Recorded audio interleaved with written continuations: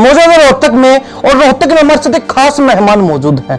पहली बार बातचीत में जुड़ रहे हैं क्योंकि बीडीपीओ लगे हैं, डायरेक्ट बीडीपीओ, और पहले प्रयास के अंदर कहीं ना कहीं छोटी बात नहीं है। और अक्सर हरियाणा में एक वाक्य बड़ा प्रचलित रहता है कि हमारी लड़कियां लड़कों से कम है क्या, तो कहीं ना कहीं इसी बात को चरितार्थ भी इस गुड़िया ने कर दिखाया है। कैसे तैयारी की, क्या प्रिपरेशन रही, कितना जो है समय इन्होंने पढ़ाई को दिया, क्या कुछ जो इनका रूटीन रहता था, हर चीज से आपको रूबरू करवाएंगे। मेरा ये प्रथम प्रयास था जो कि फरवरी में प्रीलिम्स हुआ था और मार्च में इसका मेंस था और जून में इसका इंटरव्यू रहा था और जून में ही इसका रिजल्ट आ गया था। और खास बात ये है कि इससे पहले ये जॉब कर रही है, यानी कि सेंट्रल गवर्नमेंट से के साथ जो है जुड़ के जॉब कर रही है, और जॉब करते करते इन्होंने एग्जाम दिया बिना किसी कोचिंग। लास्ट जून से ही मैंने प्रिपरेशन शुरू किया था सिविल सर्विसेज के लिए, और इनफैक्ट जब ये प्रीलिम्स का एग्ज़ाम था तो आई वाज फीलिंग कि मैं पूरी तरह प्रिपेयर्ड नहीं हूँ। मैं मना भी करी थी कि मैं एग्ज़ाम नहीं दे के आ रही, बट मेरे पापा ने मुझे बहुत फोर्स किया कि एटलीस्ट जाओ एग्ज़ाम दे के आओ, एक एक्सपीरियंस हो जाएगा आपको, एग्ज़ाम एटलीस्ट आपको देना चाहिए। तो मैं बस जाके एग्ज़ाम दे के आ गई। उसके बाद मुझे बिल्कुल एक्सपेक्टेशंस नहीं थी कि मेरा प्रीलिम्स निकल जाएगा। पहले प्रीलिम्स दिया, उसके बाद मेंस का एग्जाम दिया, तो एग्जाम देते समय कुछ घबराहट नहीं हुई कि ज़्यादा कुछ प्रिपरेशन हमने की नहीं, बस कुछ समय हमने पढ़ाई को दिया, कुछ समय लगाकर जो है अब हम एग्जाम क्लियर कर पाएंगे या फिर नहीं कर पाएंगे? एग्ज़ाम के टाइम पे मैं फील करती हूँ कि आपको नर्वसनेस और जितनी भी आपके दिमाग में उलझन चल रही होती है सब बाहर छोड़ के जानी चाहिए, क्योंकि एट लास्ट वो फिर आपका एग्जाम खराब कर देती हैं। तो इनकी जो है तैयारी यूपीएससी की चल रही थी, एचसीएस का एग्जाम देते हैं, एचसीएस का एग्जाम पहले प्रयास में ही सफल भी हो जाते हैं उस एग्जाम में, और जॉब भी जो इनको अच्छी खासी बीडीपीओ की मिल जाती है, यानी कि बीडीपीओ भी डीसी के बाद एक बड़ी पोस्ट होती है जो पूरे ब्लॉक को संभालता है। मोनिका कह रही है कि हमेशा डंडा लेके और खड़े रहे हैं सिर के ऊपर कि करो करो करो करना ही है। नहीं, ऐसा कुछ नहीं है। इन्होंने जो इनका दिल करा, हमने कभी इन पे प्रेशर नहीं डाला। जिस तरफ तुम जाना चाहते हो बेटा, हम तुम्हारे साथ खड़े हैं बस। ऐसा होता है कि आप जो बच्चा बहुत पढ़ के गया, बहुत मेहनत कर गया, बट उस एग्ज़ाम में जाके उसने बहुत ज़्यादा स्ट्रेस ले लिया तो वो लैग कर जाता है उस टाइम पे। तो उस टाइम पे जब हम एग्जाम दे रहे हैं, मेरा मानना है कि सबसे ज़्यादा अपने दिमाग को रिलैक्स रखना चाहिए। ज्यादातर जो टॉपर बच्चे हैं वो यही बताते हैं कि हम ये नहीं है कि बैठ गए तो पूरा दिन पुस्तकों में निकाल दिया, बल्कि हर काम करते थे, हर काम को जो टाइम देते थे। इस बात को किस तरीके से देखते हो? जब मैं भी प्रिपरेशन करती थी तो 6 से 8 घंटा मैं डेली पढ़ाई करती थी। उसके अलावा मैं सब चीज़ें करती थी, घर वालों के साथ टाइम भी स्पेंड करना है या फिर अपने मनोरंजन चीज़ें कुछ भी जो भी करना है। तो 6 से 8 घंटा अगर आप ईमानदारी से करते हैं प्रिपरेशन तो वो इनफ रहता है, क्योंकि अगर आप 15 घंटे तक बैठ के पढ़ रहे हो तो एक ह्यूमन बॉडी उतना एफिशिएंसी आपको नहीं दे सकती। वो आप 1 हफ्ते तक कर सकते हैं, उससे ज़्यादा आपकी बॉडी उस चीज़ को नहीं कर पाएगी। क्या कहेंगे, सिर्फ किताबी कीड़ा बनने से एग्जाम क्लियर हो जाएगा? यूपीएससी और एचपीएससी जैसे हरियाणा सिविल सर्विसेज एग्ज़ाम है, ये ऐसा एग्ज़ाम है कि किताबी कीड़ा बन के तो क्रैक हो ही नहीं सकते, क्योंकि उसमें जो क्वेश्चंस आते हैं बुक से कम आते हैं, बल्कि जनरल अवेयरनेस जो आसपास हमारे चीज़ें हो रही हैं, सोशल लाइफ से, करंट अफेयर्स में जो चीज़ें चल रही हैं, उससे ज़्यादा क्वेश्चन आते हैं। आप अपने बच्चे पर ट्रस्ट करिए, जो बच्चा करना चाहता है उसको फ्री होल्ड छोड़िए, बच्चे पे कोई प्रेशर मत दीजिएगा। बच्चे पे प्रेशर देने से वो कुछ भी नहीं करेगा, ना इधर कराएगा ना उधर कराएगा। पड़ोसी हैं, रिश्तेदार है, कहते हैं बेटी जवान होगी शादी कर दे, होता है समाज में। आपको भी कहा होगा? नहीं, मेरे को कया लोगों ने, बट मैंने सुनी नहीं, मैं सुनता था और इधर से निकाल देता था। नमस्कार, स्वागत है आपका हरियाणा न्यूज़ 24 पर। मैं प्रिंस लांबा, मेरे से विघ्नेश सिंधु के साथ मौजूद है रोहतक में, और रोहतक में हमारे साथ एक खास मेहमान मौजूद हैं।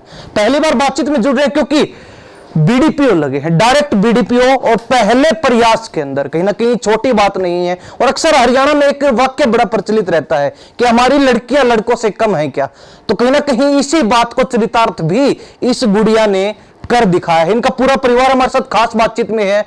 बातचीत करेंगे कि किस तरीके से जो इनका मन बना कि हमें एचसीएस का एग्जाम देना चाहिए, और उसके बाद जब प्रथम प्रयास में ही इनको बीडीपीओ की जॉब मिली तो कैसा महसूस हुआ, जब रिजल्ट आया, रिजल्ट इन्होंने देखा तो कैसा लगा, और इनके पूरे परिवार का क्या पहला रिएक्शन था। और उसके बाद कहीं ना कहीं तमाम जो बच्चे जानना चाहते हैं कि कैसे तैयारी की, क्या प्रिपरेशन रही, कितना जो है समय इन्होंने पढ़ाई को दिया, क्या कुछ जो इनका रूटीन रहता था, हर चीज से आपको रूबरू करवाएंगे। सबसे पहले आपका बहुत बहुत स्वागत है। Thank you. दर्शकों को परिचय दे दीजिए और कब आपका एग्जाम था वो पूरी एक बार जानकारी दे दीजिए। जी, मेरा नाम मोनिका है और मैं बनियानी गांव रोहतक की निवासी हूं और मेरा ये प्रथम प्रयास था जो कि फरवरी में प्रीलिम्स हुआ था और मार्च में इसका मेंस था और जून में इसका इंटरव्यू रहा था और जून में ही इसका रिज़ल्ट आ गया था और कल ही हमारा डॉक्यूमेंट वेरिफिकेशन भी है इस चीज़ का। तो बस ये इसी साल हुआ था HCS का एग्ज़ाम। तो अब मोनिका कहें या फिर BDPO साहब बोले, क्या बोले आपको? नहीं, अभी तो मोनिका ही कहिए बिल्कुल। जब BDPO की पद ग्रहण कर लेंगे तो हम शायद उस टाइम पे BDPO कह सकते हैं। जी। तो अभी घर पे क्या कहते हैं सभी? मोनिका नाम लेके बोलते हैं? आपकी छोटी सिस्टर ये मजाक तो नहीं करते कि BDPO आ गए, BDPO आ गए? नहीं, घर पे तो अभी मोनिका ही बोलते हैं, बल्कि कई बार मजाक में मम्मी कहती है कि BDPO बाहर होगी, घर पे तो हमारी बेटी ही रहेगी हमेशा। तो मोनिका कैसा आपका एक्सपीरियंस रहा? पहला अटेम्प्ट आपका और पहले अटेम्प्ट में ही आपने सीधा जो HCS एग्जाम क्लियर करके क्रैक करके और BDPO की नौकरी भी प्राप्त कर ली। और ख़ास बात ये है कि इससे पहले ये जॉब कर रही है, यानी कि सेंट्रल गवर्नमेंट से के साथ जो है जुड़ के जॉब कर रही है और जॉब करते करते इन्होंने एग्जाम दिया बिना किसी कोचिंग के, बिना जो है किसी एक्स्ट्रा जो है ज़्यादा समय लगाए पढ़ाई पे, सीधा एग्जाम दिया और उसको क्रैक भी कर लिया। तो कैसा एक्सपीरियंस रहा आपका? मैं पहले तो मतलब लास्ट जून से ही मैंने प्रिपरेशन शुरू किया था सिविल सर्विसेज के लिए और इनफैक्ट जब ये प्रीलिम्स का एग्ज़ाम था तो आई वाज फीलिंग कि मैं पूरी तरह प्रिपेयर्ड नहीं हूँ। मैं मना भी करी थी कि मैं एग्ज़ाम नहीं दे के आ रही, बट मेरे पापा ने मुझे बहुत फोर्स किया कि एटलीस्ट जाओ एग्ज़ाम दे के आओ, एक एक्सपीरियंस हो जाएगा आपको, एग्ज़ाम एटलीस्ट आपको देना चाहिए। तो मैं बस जाके एग्ज़ाम दे के आ गई। उसके बाद मुझे बिल्कुल एक्सपेक्टेशंस नहीं थी कि मेरा प्रीलिम्स निकल जाएगा। तो मेरा जॉब उसी टाइम पे मेरे को सेंट्रल गवर्नमेंट से ज्वाइनिंग लेटर आया था, तो 27 फेब को मैं ज्वाइनिंग करने जा रही थी और इनफैक्ट मैं ट्रेन में थी उस टाइम पे भोपाल के लिए। तो मुझे ट्रेन में मेरे फ्रेंड्स ने मुझे बताया कि तुम्हारा प्रीलिम्स क्लियर हो गया है और ये HCS का। तो उस टाइम पे ट्रेन में तो मुझे अनबिलीवेबल लग रहा था। तो फिर उसके बाद मैंने वहाँ जाके अपने एक्सटेंशन के लिए अप्लाई किया जॉब में और फिर 1 महीना बैठ के मेंस के लिए प्रिपरेशन किया और 31 मार्च को फिर मैंने मेंस का एग्ज़ाम दिया था। उसके बाद मैं अभी जब मेंस का रिज़ल्ट आया वो 27 मई को आया था, तो तब मैं अपने ऑफिस में ही मतलब जॉब कर रही थी। तो भैया ने ही फ़ोन करके बताया था कि मेंस का रिज़ल्ट आ गया, चेक कर लो। तो उस टाइम पे मतलब बहुत खुशी हुई थी, मतलब मैं जहाँ खड़ी थी मैं बस बैठ गई वहीं पे और वो मेंस मतलब वो एक अलग एक्सपीरियंस था उस टाइम पे कि बिल्कुल आप जब कुछ एक्सपेक्ट नहीं कर रहे होते और सब इतना अच्छे से हो जाता है, तो वो था। और फिर उसके बाद तो बस इंटरव्यू हुआ था। मेंस होने के बाद मुझे मतलब यकीन था कि इंटरव्यू तो मतलब हो ही जाएगा। पहले प्रीलिम्स दिया, उसके बाद मेंस का एग्जाम दिया। तो एग्जाम देते समय कुछ घबराहट नहीं हुई कि ज़्यादा कुछ प्रिपरेशन हमने की नहीं, बस कुछ समय हमने पढ़ाई को दिया, कुछ समय लगाकर जो है अब हम एग्जाम क्लियर कर पाएंगे या फिर नहीं कर पाएंगे? तो कैसा महसूस हुआ उस समय आपको और क्या आपको लग रहा था कि वास्तव में ही जब मेंस का एग्जाम आपने दिया तो हम पहले प्रयास में ही ये क्रैक कर लेंगे? कैसा एग्जाम आपका गया था उस समय? एग्ज़ाम के टाइम तो नर्वसनेस नहीं होती है, क्योंकि एग्ज़ाम के टाइम पे मैं फील करती हूँ कि आपको नर्वसनेस और जितनी भी आपके दिमाग में उलझन चल रही होती है सब बाहर छोड़ के जानी चाहिए, क्योंकि एट लास्ट वो फिर आपका एग्ज़ाम ख़राब कर देती हैं। बट हाँ, जब मेंस की प्रिपरेशन थी 30 डेज़ तक, वो टाइम मेरे लिए थोड़ा चैलेंजिंग रहा था, क्योंकि बहुत स्ट्रेस एंग्जाइटी फील होता था उस टाइम पे, बहुत प्रेशर भी फील होता था। बट अल्टीमेटली एक चीज़ आपको कीप मूविंग रखती है कि बस अगर एक फर्स्ट अटैम्प्ट में निकल गया तो फिर दोबारा से उस साइकिल में आपको नहीं घुसना पड़ेगा, तो जितना आप अपना 100% दे सकते दे दीजिए। तो उस टाइम पे थोड़ा फील होता था, बट हाँ एग्ज़ाम के टाइम पे मैं सारा स्ट्रेस बाहर छोड़ के जाती हूँ। वो तो जब एग्जाम हुआ तो आपको ये लगा था कि हाँ अब थोड़ी संतुष्टि है और क्लियर हो जाएगा एग्जाम हमारा? नहीं, मेंस का एग्ज़ाम मैं कहूँगी कि मेरी एक्सपेक्टेशन से ज़्यादा अच्छा गया था, बट फर्स्ट अटैम्प्ट था और मुझे ऐसा लगता था कि बच्चे 3-3, 4-4 साल से अटैम्प्ट्स दे रहे हैं और मेरा फर्स्ट अटैम्प्ट और उतनी प्रिपरेशन भी नहीं है, तो ये नहीं लगा था कि क्लियर हो जाएगा। बट हाँ, ये ज़रूर लगा था कि जितनी मैंने प्रिपरेशन की उस एक्सपेक्टेशन के हिसाब से मैंने बेटर ही परफॉर्म किया उस चीज़ में। ज़्यादा सहयोग किसका रहा घर में? ज़्यादा सहयोग पापा मम्मी का ही रहा घर में।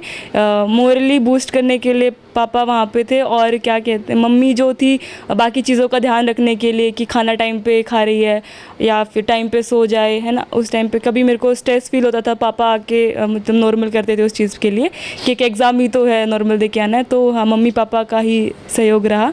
मम्मी पापा का सहयोग रहा, लेकिन भाई बहन बड़े शैतान है, उन्होंने सहयोग किया नहीं इतना। नहीं, मैं कहूँगी बहन ने सहयोग इस तरीके से किया कि ये अभी इसका ग्रेजुएशन कंप्लीट हुआ है, तो उस टाइम पे इसकी छुट्टियाँ चल रही थी, तो ये बाहर ही रही दिल्ली में ही, उस टाइम पे घर पे नहीं आई, ताकि अगर घर पे आई तो उसको डिस्टर्ब ना हो वो। और कभी कभी ऐसी चीज़ें होती है कि आपको बहुत लो फील होता है, आप मम्मी पापा को भी नहीं बोल सकते कि फिर वो परेशान होते हैं, तो तब ये सुनने के लिए भी रहती थी वहाँ पे कि इसको बता सकते हैं। और हमारे साथ मोनिका खास बातचीत में है।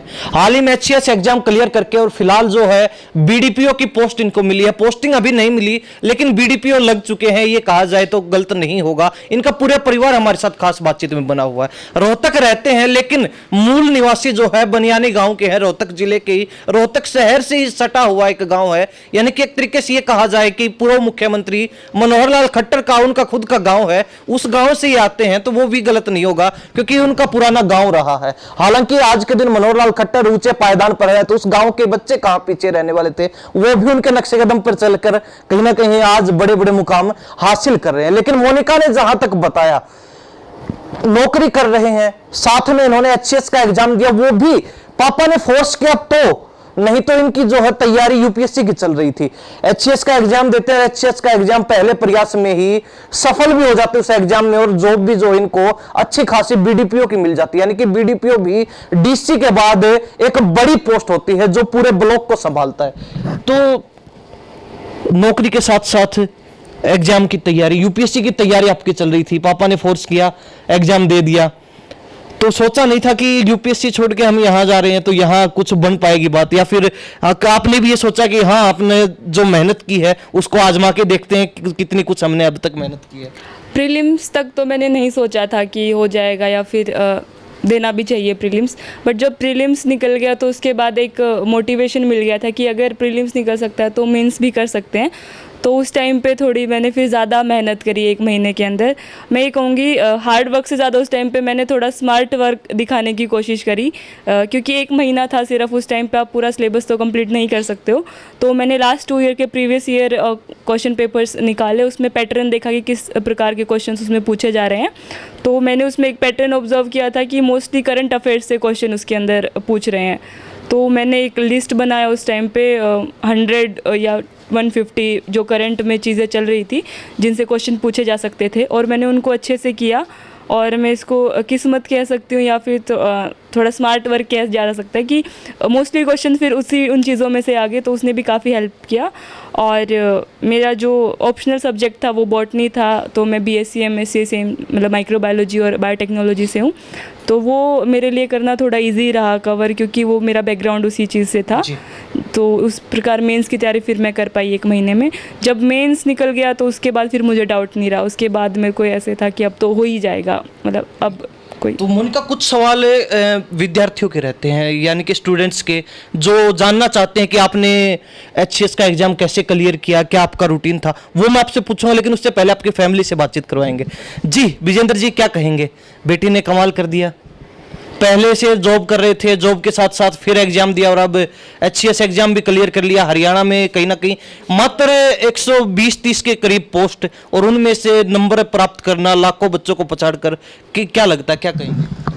हमें शुरू से विश्वास था बेटी पे, बहुत मेहनत करती थी, शुरू से ही पढ़ने में बहुत टैलेंटेड थी, क्योंकि दिल्ली यूनिवर्सिटी से इन्हें गार्गी कॉलेज से बीएससी किया है, सारक यूनिवर्सिटी से इन्होंने ऑल इंडिया रैंक 1 था एमएससी में, इन्होंने वहीं से एमएससी किया है, और एमएससी भी मतलब बहुत ही टॉप किया था। तो मुझे विश्वास था कि बेटी कुछ करके दिखाएगी, इसलिए हमने बहुत ही इसके ऊपर, यानी कि पहला आने की ललक शुरुआत से ही है। जी सर, हमें पहले से, मुझे बहुत अंदरूनी ये था कि मेरी बेटी कुछ करके दिखाएगी। तो कभी ये नहीं हुआ, क्योंकि आजकल समाज में आप देखते हो कितनी बुराइयां चल रही हैं, लगा अक्सर सुनने को मिलता है कहीं लड़की के साथ कुछ हो जाता है, कहीं कोई घटना सामने आती है, कभी डर नहीं लगा कि बच्ची है बाहर छोड़ रहे हैं कुछ गलत ना हो जाए, क्योंकि हर माँ बाप को डर सताता है अंदर से। तो आपने कभी ये नहीं कहा कि नहीं क्या करोगे इतना पढ़ लिख के, अगले घर जाना है शादी कर देंगे, तो कभी रोका नहीं आपने? कोई नहीं, हमने कभी इस बच्चे, मेरे पास 2 गुड़ियाँ हैं, एक लड़का, हमने कभी भी इनको ऐसा इन्वायरमेंट दिया है कि कभी भी हमने ना तो इनके ऊपर ये कोई बाउंडेशन, लड़कों की तरह ही पाला, लड़कों की तरह ही रखा है। हमने कभी भी ये नहीं सोचा कि लड़की है बाहर रहेगी, इधर उधर घूमेंगी, कुछ भी करे, नहीं।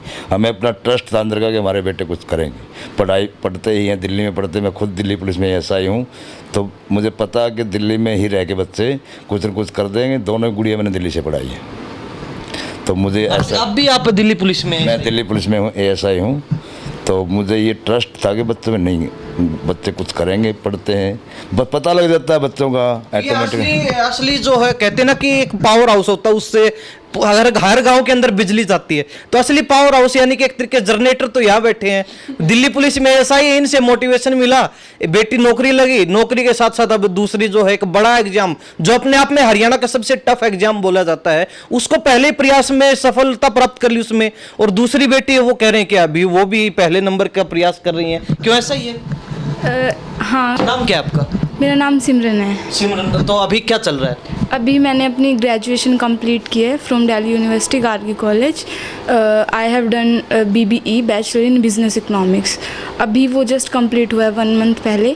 तो अभी मैं अपने PG के लिए तैयार कर रही हूँ, एंट्रेंस के लिए। उसके बाद मैं भी सोच रही हूँ कि I will give for SCS and UPSC का सोच रहे हैं? सोच रही हूँ, मतलब अभी पक्का नहीं हुआ है? पक्का नहीं हुआ है, इधर उधर चला जाए, भटक सकते थोड़ा सा। हाँ, मतलब कह सकते हैं। या फिर ये है कि कहीं बहन ने कर दिया हमसे ना, और फिर बहन ताने मारे। हाँ, ये तो सारा टाइम ही दिमाग में चलता रहता है जब से हुआ है कि अब तो करना ही पड़ेगा, एक बर्डन आ चुका है, प्रेशर, ऐसा स्ट्रेस कह सकते हैं। बट मैं इसके लिए बहुत खुश हूँ कि इसने ये सब करके दिखाया, जो हमारी फैमिली के लिए भी बहुत ही एक अच्छी बात है। और अच्छा, ये मैं मोनिका से भी पूछूं, ये सच में खुश हो या फिर कैमरे पे बोल रहे हो? नहीं, मैं बहुत ज़्यादा खुश हूँ, क्योंकि उसकी वजह से अब हमारा मतलब परिवार का एक स्टैंडर्ड ऑफ लिविंग बढ़ जाएगा, काफ़ी सारी चीज़ों में बदलाव आएगा, जो बहुत अच्छी चीज़ है। और इसकी बहन के नाम से अभी मैं जानी जाऊँगी, तो उससे ज़्यादा कुछ बड़ी बात हो नहीं सकती मेरे लिए फ़िलहाल। किसी को धमकाना पड़े तो चुप हो जा, नहीं तो BDPO की बहन। हाँ। तो अभी PG की तैयारी चल रही है, आपका भी इरादा है UPSC वगैरह में जाने का, तो क्या लगता है बहन से कुछ मोटिवेशन मिलेगा, कुछ सीखने को मिलेगा? काफ़ी कुछ सीखने को मिला है और सीखने को मिलता भी रहेगा। सोर्स ऑफ मोटिवेशन कह सकते हैं इसको मेरा। और जो चीज़ एक कह सकते हैं इम्पॉसिबल सी लगा करती कि UPSC तो काफ़ी टफ़ है, लेकिन खुद की बहन को देख के वो हो जाता है ना कि ये कर सकती है तो मैं भी कर ही सकती हूँ, तो उन चीज़ों में काफ़ी चेंजेस आए हैं। तो अभी जब इन्होंने एग्जाम दिया तो आपसे बातचीत हुई होगी, कैसा एग्जाम गया, आपने भी पूछा होगा, तो उस समय लग रहा था कि बहन इतना जबरदस्त कारनामा करने वाली है। पहले अटेम्प्ट में ही मात्र 120-130 पोस्ट है, और उनमें से भी पोजीशन हासिल कर लेंगे, रैंक अच्छा खासा ले लेंगे। जैसे पापा ने कहा, वो टैलेंटेड स्टार्टिंग से, और उसका IQ लेवल और लक, टचवुड, मतलब उसका लक बहुत अच्छा है। तो प्री तक तो मुझे भी लगता था कि फर्स्ट अटैम्प्ट है, उतनी तैयारी भी नहीं है, तो क्या पता हो या ना हो। लेकिन उसके बाद जैसे मैं नहीं आई थी, पर मम्मी की, उसने खाना पीना सब एक साइड रख के पूरा दिन पढ़ाई पे, तो विश्वास था कहीं ना कहीं कि कर सकती है। और इंटरव्यू स्किल्स उसकी काफ़ी अच्छी हैं, तो इंटरव्यू तक तो, मेंस के बाद तो मुझे लगा था कि अब तो हो ही जाएगा। जी, मम्मी बैठी हैं, मम्मी का बड़ा अहम रोल होता है हर बेटे बेटी के लिए सफलता में, लेकिन चुप चुप बैठे हैं, खुशी नहीं है? बहुत खुशी है, बहुत खुशी है, बता नहीं सकती मैं, मतलब कि कितनी खुश हूँ, बस कोई वर्ड नहीं है मेरे पास। भगवान का शुक्रिया अदा करती मैं तो, जो हमें यहाँ तक मतलब कि लेके आए हैं। अब शुरुआत में भावुक हो गया, आगे अब बात कैसे करेंगे आपसे? खुशी कुछ ज़्यादा है मम्मी को, मम्मी से ज़्यादा अटैचमेंट है। हाँ, उनको बहुत ज़्यादा खुशी है। तो जिस दिन रिजल्ट भी आया था, इनफैक्ट मैं चंडीगढ़ में थी उस टाइम पे, मेरा रो दिए होंगे मेरे हिसाब से। हाँ, मेरा इंटरव्यू लास्ट डे में था, लास्ट बैच में 14 जून को, तो 6 बजे के करीब इंटरव्यू ख़त्म हुआ था और शायद 8 बजे के करीब रिज़ल्ट आ गया था। तो उनको जैसे ही पता चला तो वो बस रो ही रही थी फ़ोन पे, और जब से आज तक मतलब जब भी मिलता है कोई पूछता है उनसे तो वो बस रोने ही लग जाती हैं। जी। तो बहन जी नाम क्या, नाम बता दीजिए सबसे पहले। बबीता नाम है। बबीता। हाँ जी। तो इतनी होनहार बेटी, पहले तो एक होता है गांव देहात की अगर बात की जाए, लड़की हो गई, लड़का होता तो कुछ अच्छा होता, माना जाता है, ये धारणाएं होती हैं। लेकिन आजकल माहौल भी बदला, तो उस समय आपको भी सुनने को मिला होगा जब बेटी हुई। नहीं, ऐसा कुछ ऐसा नहीं नहीं है। इनके परिवार में ये हमारी पहली गुड़िया थी। ये इनके पापा और 5 भाई हैं, तो इनके बहन नहीं है। ये तब पैदा हुई, लड्डू बांटे थे इनकी दादा दादी ने और चाचा और ने, मतलब कि बहुत खुशी मनाई थी। यानी कि शुरुआत से माहौल सब बहुत अच्छा रहा है। बहुत अच्छा रहा। कभी परिवार ने ये नहीं सोचा हमारी गुड़िया है, मतलब कि 5 भाई हैं, 5 भाइयों ने कभी भी ऐसे नहीं होना फील होने दिया लड़की हैं ये। इनकी नहीं, मतलब कि और भी गुड़िया हैं उनको भी कभी ऐसे नहीं होता भाई हम लड़की हैं।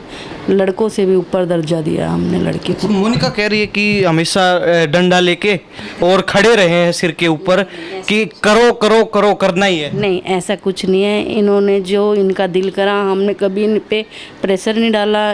जिस तरफ तुम जाना चाहते हो बेटा, हम तुम्हारे साथ खड़े हैं, बस इतना। तो जब आपकी बेटी ने एग्जाम दिया तो लग रहा था कि कुछ कर पाएगी पहले प्रयास में? मुझे तो इस पे शुरू से ही, स्टार्टिंग से ही विश्वास है, क्योंकि तब से ये स्कूल में पैर रखा है, तब से ही ये मतलब कि बहुत अच्छा वो दे रही है। और पहले भी BIS में ही इसने जॉब किया, फिर ये ICMR में 2 जॉब उसमें किया इसने। 2, एक चेन्नई में सिलेक्शन हुआ, एक भोपाल में हुआ। इसने भोपाल वाली ज्वाइन की। फिर इसने दिल्ली के लिए पेटेंट ऑफिसर का दिया, वो भी इसका क्लियर हुआ। और 14 तारीख को ये रिजल्ट आया, 15 को दिल्ली वाला रिजल्ट। यानी कि जहां हाथ डाला है वहां मतलब पार निकले हैं सीधा। बिल्कुल बिल्कुल। और स्कूल में भी बहुत अच्छा ही मतलब कि रहा। कॉलेज में, स्कूल में कभी हमें ये मौका नहीं मिला कि आपकी बेटी यहाँ से पेरेंट्स मीटिंग। होनहार शुरू से रही है। अब कई बच्चे ऐसे होते हैं जो निराश हो जाते हैं, भाई 4 बार 5 बार प्रयास किया, नहीं हुए सफल। लेकिन आपकी बेटी तो जहाँ जाती है वही झंडे गाड़ रही है। क्या खा के पैदा किया था? कुछ भी नहीं खाया था, खाली पेट पैदा किया। कुछ दलिया खिचड़ी, कोई फल फ्रूट? नहीं, ऐसा कुछ कोई बादाम काजू खाया हो तो बुद्धि तेज होगी? नहीं। पहले गांव में देखो, आज से 25 साल पहले गांव का माहौल तो बहुत वो था। और परिवार में रहना, मतलब कि इतना बड़ा दादा दादी भी थे, इनके परदादा दादी भी थे। तो उस समय का सॉलिड खाना खाया हुआ है, घी दूध वगैरह? हाँ, बस यही खाना का गाँव। जी।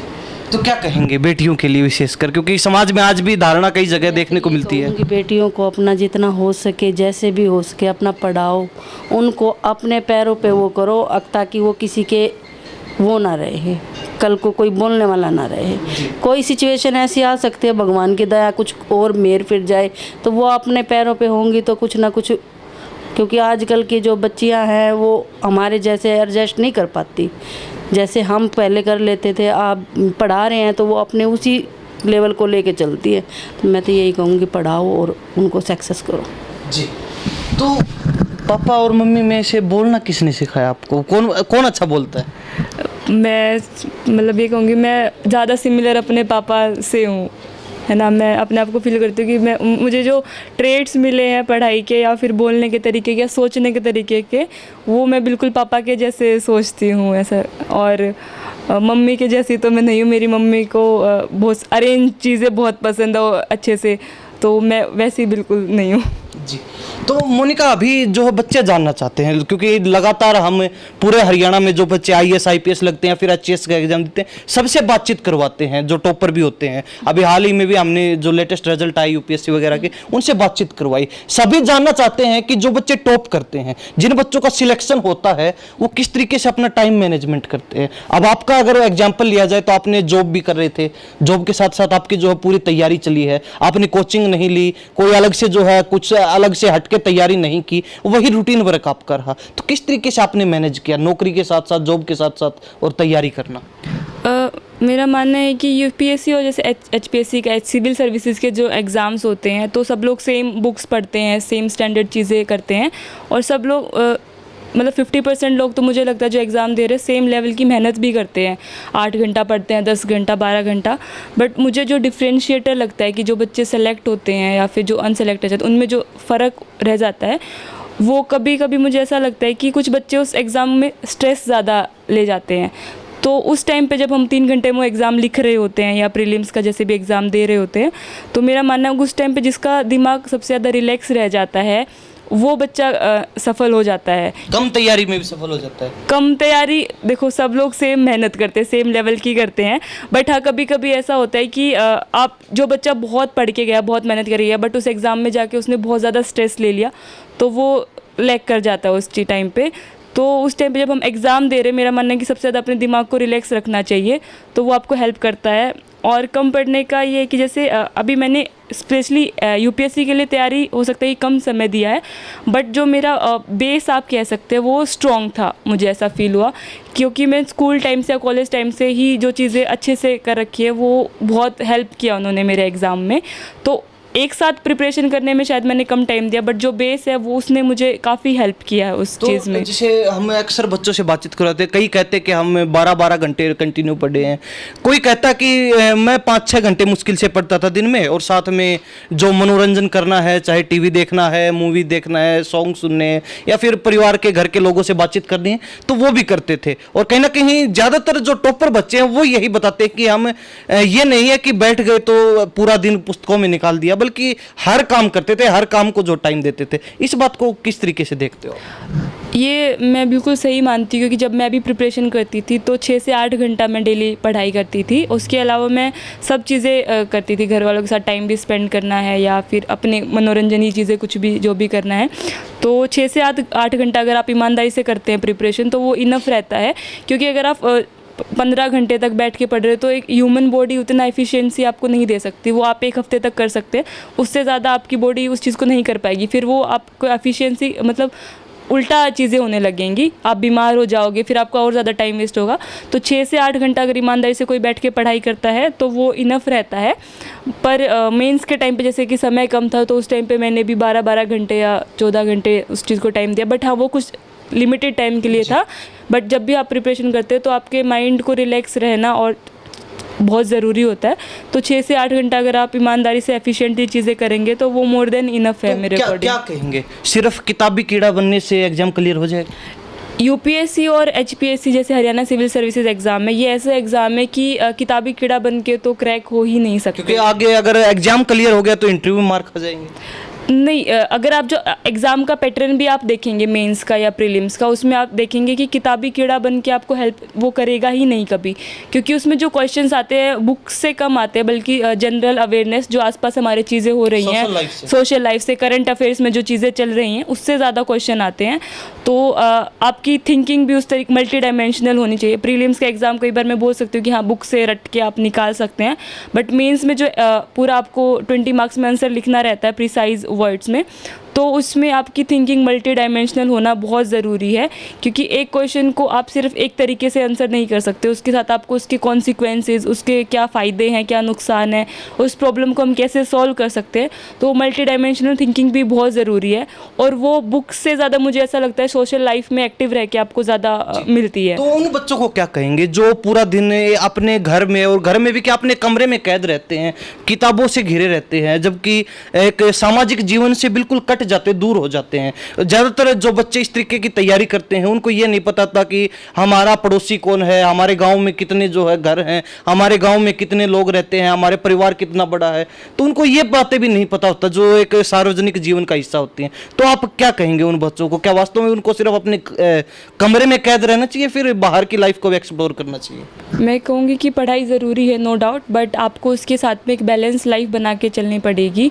आपको सोशल लाइफ में भी एक्टिव रहना पड़ेगा और परिवार के साथ भी आपको बातचीत रखनी पड़ेगी। वो चीज़ें आपको मेंटली काम रहने में बहुत हेल्प करती है। जब आपका दिमाग शांत रहता है, आप मन से खुश रहते हैं, तो वो 6, 7, 8 घंटे की पढ़ाई भी आपको 15 घंटे की पढ़ाई से ज़्यादा आउटपुट देती है। इसका मैं एक छोटा सा एग्जांपल देना चाहती हूँ, बहुत फ़नी सी चीज़ है ये। मेरा जब प्रीलिम्स का एग्ज़ाम था तो उसके जस्ट 1 या 2 दिन पहले मेरी मामी जी हैं वो घर पे आए रखी थी। तो अब जनरली जो बच्चे पढ़ाई करते हैं वो सोचते हैं कि रूम बंद करके बैठे रहे, हम किसी से ना मिले। बट वो आई थी तो मैं उनसे बातचीत कर रही थी, तो वो बोल रही थी बेटा मुझे घर जाना है। तो मैंने बोला मामी जी आप रुक जाइए, अभी रात हो गई, आप क्या करेंगे। तो जैसे गाँव में रहते भैंस वगैरह रखते हैं, तो वो बोली नहीं बेटा, मतलब हरियाणा में उन्होंने बोला कि ना मैंने तो जाना पड़ेगा, मेरी भैंस लागड़ है। तो मैं ऐसे थी कि मामी ये लागड़ क्या होता है। तो उन्होंने मुझे बोला कि बेटा जो दूध देने वाली भैंस होती है उसको हम गांव की भाषा में लागड़ बोलते हैं। तो आप यकीन नहीं मानेंगे, अगले दिन मेरा प्रीलिम्स था और उस प्रीलिम्स में क्वेश्चन था कि लागड़ किसे कहा जाता है। HCS के प्रीलिम्स का ये क्वेश्चन था कि लागड़ क्या होता है। तो वो जस्ट 1 दिन पहले उन्होंने मुझे बताया था, तो उस चीज़ से फिर मेरे को इतनी हंसी आई उस टाइम पे एग्ज़ाम में भी, मतलब मैं 2 मिनट तो मैं हंसी थी उस टाइम पे कि हाँ ये जस्ट कल पूछा था मजाक मजाक में और आज पेपर में आ गया। तो जब आप सोशली भी एक्टिव रहते हो बहुत सारी चीज़ें हैं कि आपको आधा एग्जाम वहीं से क्लियर आधा एग्जाम वहीं से क्लियर हो जाता है। बस आपको अपने मैं कहती हूँ, मतलब मुझसे कोई भी पूछता है कैसे प्रिपरेशन करे, तो मैं बस उसको एक सिंपल लाइन बोलती हूँ, अपने आँख नाक कान दिमाग खोल के रखना है जहाँ भी बैठना है। अगर आप बात भी कर रहे हो नॉर्मल, तो हर चीज़ से आपको कुछ सीखना है वहाँ पे। उसको एंटरटेनमेंट भी अगर आप कर रहे हो, कोई मूवी भी आप देख रहे हो, तो उससे उस चीज़ से भी आपको सीखना है। जी जी। तो कितना कुछ आपने सीखा अभी? हाँ, ये मेरे को काफ़ी काम रहने में काफ़ी हेल्प करती है। कई बार जैसे काफ़ी स्ट्रेस होता है तो ये बोलती है कि स्ट्रेस ना लेके अच्छे से पढ़, मन लगा के। दम मन नहीं कर रहा तो मत पढ़, लेकिन हर चीज़ को इंजॉय करते हुए पढ़ तो काफ़ी सही रहेगा। आपने नाम क्या बताया? सिमरन। सिमरन अभी तो है ना चश्मे के बगल से टेढ़ा टेढ़ा मोनिका की तरफ देख रही है कि कोई नहीं, एक बार इनको चले जाने दे, फिर मैं तेरे को बताती हूँ कैसे ज्ञान देते हैं। ऐसा ही है ना? नहीं ऐसा बिल्कुल नहीं है। वो बहुत मतलब वो थोड़ी मुझसे ज़्यादा हाइपर एक्टिव है चीज़ों में। शरारती नहीं है? शरारती है वो, मतलब बहुत ज़्यादा है। नहीं हमारे घर में, मतलब मैं कह सकती हूँ मैं शांत साइड पे हूँ थोड़ा, और ये बिल्कुल अपोजिट साइड पे। बट वो चीज़ों को बैलेंस कर देता है। घर में सब बच्चे शांत भी रहेंगे तो वो खुशियों का माहौल खराब तो रहता है। तो मेरे इनफैक्ट मेरे फ्रेंड्स भी घर पर आते हैं तो उनको भी अपना फ्रेंड्स बना लेती है। तो शरारती भी है बट अच्छी भी है काफ़ी। तो विजेंद्र जी क्या कहेंगे तमाम जो पेरेंट्स देख रहे हैं? कई पेरेंट्स होते हैं बच्चों को फोर्स करते हैं कि आपको सिर्फ यही करना है, फलाने का बेटे ने ये किया है, फलाने की बेटी ने ये किया है, तो आपको सिर्फ वही करना है। मतलब बच्चे की रुचि नहीं है फिर भी उसको जबरदस्ती उस चीज़ में धकेला जाता है। तो क्या कहेंगे, क्या संदेश देंगे पेरेंट्स को? नहीं, मैं पेरेंट्स को कहना चाहता हूँ आप अपने बच्चे पर ट्रस्ट करिए। जो बच्चा करना चाहता है उसको फ्री होल्ड छोड़िए। बच्चे पे कोई प्रेशर मत दीजिएगा। बच्चे पे प्रेशर देने से वो कुछ भी नहीं करेगा, ना इधर का रहेगा ना उधर का रहेगा। बच्चे पे आप अपने बच्चा जो करना चाहता है उसको उसी फील्ड में जाने दीजिए। ज़बरदस्ती करने से कुछ भी नहीं होगा, ना इधर करेगा ना उधर करेगा। बच्चे को फ्रीडम छोड़िए। जी। और कहीं ना कहीं जहाँ तक लड़कियों की बात आती है तो आज भी लड़कियों को वो आज़ादी नहीं है जो वास्तव में मिलनी चाहिए। गांव की अगर बात की जाए तो गांव में आज भी बहुत सी ऐसी लड़कियां हैं जो अपना सपना मन में दबाए पीछे रह जाती हैं, उनको पीछे खींच लिया जाता है, आगे नहीं बढ़ने दिया जाता। क्या संदेश देंगे? आपने अपनी किसी भी बेटी को नहीं रोका, चाहे सिमरन की बात हो चाहे मोनिका की बात हो। आपने ये भी नहीं कहा कि आपको सिर्फ यही करना है, आपको सिर्फ यही जो है जाना है, यहीं पे उठना है, यहीं पे बैठना है। तो क्या कहेंगे पेरेंट्स को? मैं पेरेंट्स को कहना चाहता हूँ आप अपने बच्चों पर विश्वास रखिए, बच्चे को समझाइए। और इससे ज़्यादा बच्चा अगर अपना कुछ करना चाहता है तो बच्चे प्रेशर में डालिए। मैं तो ये बार बार यही कहना चाहता हूँ बस कि बच्चे को प्रेशर में डालिए और बच्चे पर ट्रस्ट कर कीजिए कि क्या करते हैं समाज में। +2 पास कर ले, BA कर ले, शादी कर दो, नहीं। अगर बच्चा आपका टैलेंटेड है पढ़ने में, आप उसको देखिए, टीचरों से बात करिए। तो अगर बच्चा आपको लगता है कि कुछ कर दे तो ट्रस्ट करिए बच्चा कुछ न कुछ करके दिखेगा ज़िंदगी। मैंने भी ऐसा ही किया है। पड़ोसी हैं, रिश्तेदार है, कहते हैं बेटी जवान होगी शादी कर दे, होता है समाज में। आपको भी कहा होगा? नहीं, मेरे को कया लोगों ने, बट मैंने सुनी नहीं। मैं सुनता था और इधर से निकाल देता था क्योंकि मुझे पता था कि मेरी बेटियां हैं, कुछ करेंगी। मुझे अपने ऊपर ट्रस्ट था। मैंने जब भी इनको मतलब कभी इसके बारे में तो सोचा नहीं मैंने। अभी भी BDPO बन गई, हैसियत लग गई, ICMR में पहले भी लगी हुई है 3-4 महीने से। उससे पहले BIS में जॉब की है। अभी इक्वल IAS पेटेंट एग्जामिनर का सेंट्रल गवर्नमेंट में इसका सिलेक्शन हुआ पड़ा है। तो मैंने अभी तक नहीं सोचा मैंने शादी के बारे में। अब अगर सोचते तो अभी तो UPSC देना है। अभी एक और है हमारा मतलब हमारा गोल वही है कि यूपीएससी देना है, ठीक है। मैंने ये चीजें आपसे इसलिए पूछी क्योंकि एक पुलिस वाला होता है उसकी बात का प्रभाव थोड़ा अलग होता है, क्योंकि अगर कोई सुने ना तो 2 डंडे भी लगाएगा और उसके बाद उसको बताएगा तो वो अच्छे से जाती है दिमाग में। और वैसे भी एक कहावत जो गांव में चलती है कि पुलिस वाले जो होते हैं वो रस्सी का भी सांप बना देते हैं, तो इसलिए आपकी बात थोड़ा अच्छे से घर करती है लोगों की। नहीं, ऐसा है, ये मैंने पुलिस में रहते हुए कभी फैमिली से, बच्चों से, कभी नौकरी अपनी नौकरी अपनी जगह है, घर अपनी जगह है, बच्चे अपनी जगह है। मैं सभी हरियाणा वासियों को ये संदेश देना चाहता हूँ, पूरे देशवासियों को ये संदेश देना चाहता हूँ, अपनी बेटी पर ट्रस्ट करिए और पढ़ाइए, कुछ न कुछ बेटियाँ करेंगी। तो यही है मेरा तो कहना कि इनके भाई का क्या नाम है? इनके भाई का रुपिन है, रुपिन जी। अभी रुपिन नाराज है कि बेटियों का जिक्र चल रहा है, मेरा एक बार भी जिक्र नहीं हुआ। नहीं, ये अच्छा है, पढ़ने में बहुत टैलेंटेड है। ये भी LLB किया इन्होंने, MBA कर रखे है और अभी ये भी तैयारियाँ ही कर रहा अभी। तो मोनिका क्या कहेंगे, क्या जो है सभी पढ़ने वाले बच्चों को संदेश देना चाहेंगे, क्या कुछ कहना चाहेंगे? मैं सब बच्चों को बस यही कहना चाहती हूँ कि जब भी आप मतलब बहुत टाइम बार ऐसा होता है कि आपको मन में डाउट आता है, मेरे को भी हर 10 दिन में डाउट आता था कि मेरे से हो पाएगा कि नहीं हो पाएगा, तो बट अपने को एक मोटिवेशन का एक गोल सेट करना है कि जब भी आपको लो फील हो कि नहीं हो रहा तो आप 1 दिन का ब्रेक ले लीजिए, 2 दिन का ब्रेक ले लीजिए। आपको जो करने की इच्छा है, सोने की इच्छा है, फ़ोन में कुछ मनोरंजन की चीज़ें देखने की इच्छा है या बाहर घूम के आने की इच्छा है, आप वो ब्रेक ले लीजिए, पर फिर से आगे फिर से शुरू कीजिए।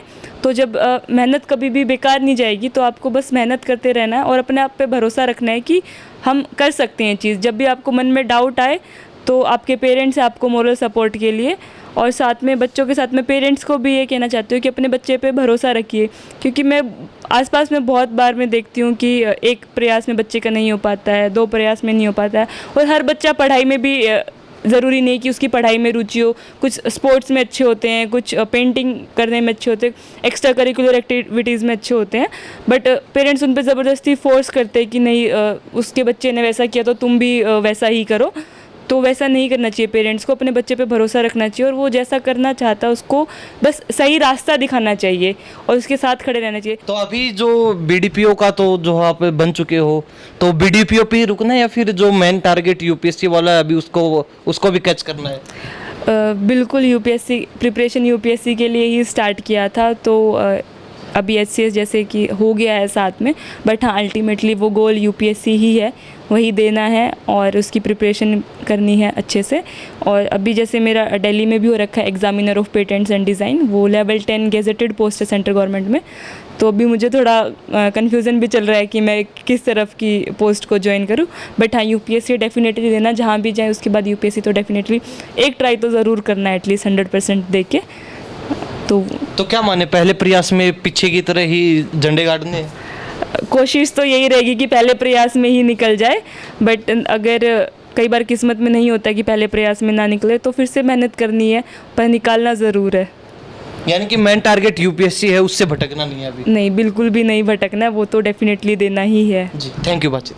थैंक यू आप सभी का बहुत बहुत धन्यवाद बातचीत के लिए। तो ये हमारे साथ मोनिका, हाल ही में BDPO जो HCS का एग्जाम वो इन्होंने क्लियर किया है, BDPO की इनको पोस्ट मिली है और कहीं ना कहीं पोस्टिंग भी जल्दी ही मिल जाएगी। अब ये इनके ऊपर है कि कौन सी जो है नौकरी को ये हाथ लगाते, क्योंकि 2-3 नौकरियां एक साथ इन्होंने क्लियर कर रखे हैं एग्जाम, 2-3 नौकरियों में इनका सिलेक्शन हो चुका है, पहले से जॉब कर रहे हैं और जॉब करते करते HCS का एग्जाम, जिसको हरियाणा का सबसे टफ एग्जाम बोला जाता है, वो इन्होंने क्रैक कर लिया, क्लियर कर लिया फर्स्ट अटेम्प्ट में, पहले प्रयास में ही। तो इससे बड़ी बात क्या हो सकती है? और कहीं ना कहीं परिवार के अंदर खुशी है, खुशी का माहौल है, खुशी हो भी क्यों ना, क्योंकि एक इतनी होनहार बेटी मिली, सबसे बड़ी है, और इनके बाद जो इनका भाई है, इनकी बहन है, वो भी कहीं ना कहीं इनसे काफी मोटिवेट जरूर है। इनका साफ कहना है कि सिर्फ किताबी कीड़ा बनने से कोई भी बच्चा कुछ नहीं कर पाएगा, उसको साथ साथ जो है सामाजिक जीवन से जरूर जुड़ना होगा। सिर्फ अपने कमरे में रहकर कोई भी एग्जाम क्लियर नहीं किया जा सकता। एग्जाम क्लियर हो जाएगा, लेकिन जो HCS जैसे एग्जाम है,